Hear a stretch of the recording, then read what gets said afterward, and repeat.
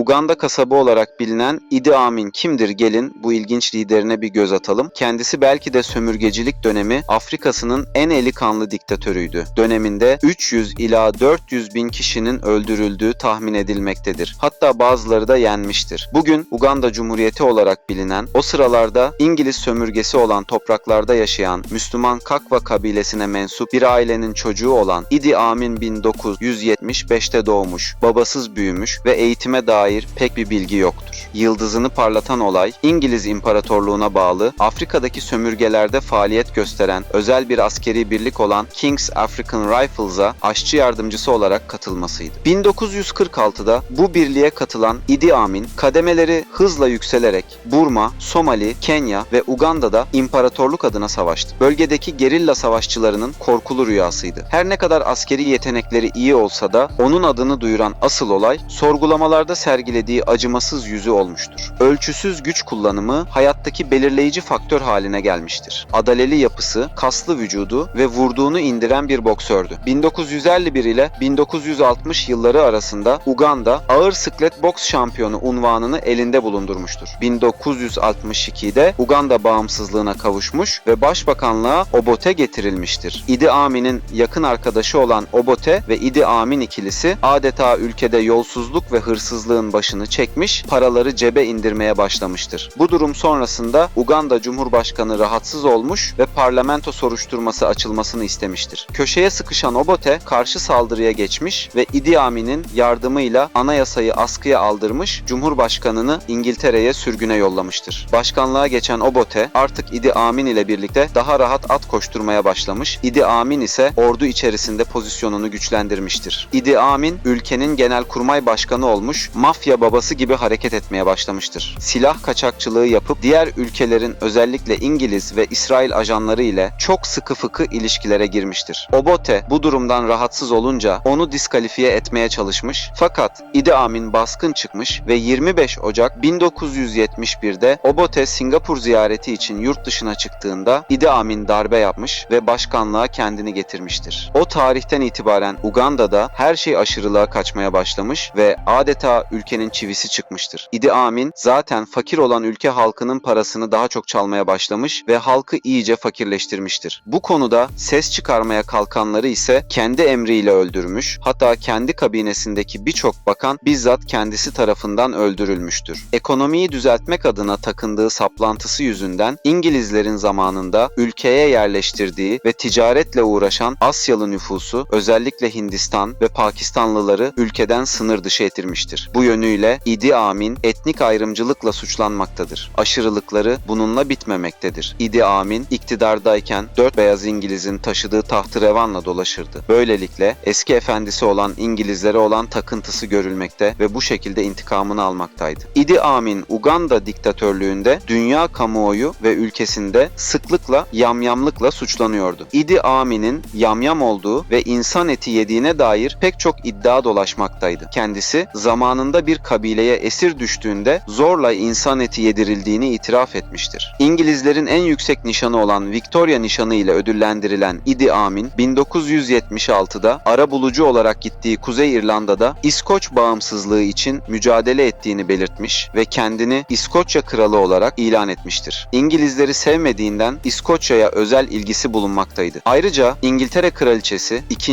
Elizabeth'e evlenme teklifinde bulunan bu ilginç diktatör 1975'te Suudi Arabistan kraliyet ailesinin fertlerinden birinin cenazesinde İskoç erkeklerin giydiği etek olan kilt giyerek katılmış, popüler malzeme olmuştur. Kendi karısının cesedi parçalanmış olarak bulunmuştur. Bu sapkın diktatör aynı zamanda Hitler hayranıdır. Dönemin Birleşmiş Milletler Genel Sekreterine yazdığı mektupta Hitler 6 milyon Yahudiyi gaz odalarına gönderdiyse bunu Yahudilerin dünya halkının çıkarlarına aykırı olduğunu bildiğinden yaptı diyebilmiştir. 1976'da İsrailliler sivillerle dolu meşhur Air France uçağının kaçırılmasında da parmağı olduğuna inanılmaktadır. Filistinliler tarafından Entebbe havalimanında İsraillilerle pazarlık yapılırken Mossad tarafından yapılan operasyonlarla kurtarılan uçak yüzünden Idi Amin'in popülaritesi düşmüştür. 1978'de Libya birliklerinin desteğiyle Tanzanya'daki kuzey vilayetlerini işgali etmesi üzerine Idi Amin'in sonu gelmiştir. Bu savaşta Uganda birlikleri yenilirken daha sonra Tanzanya birlikleri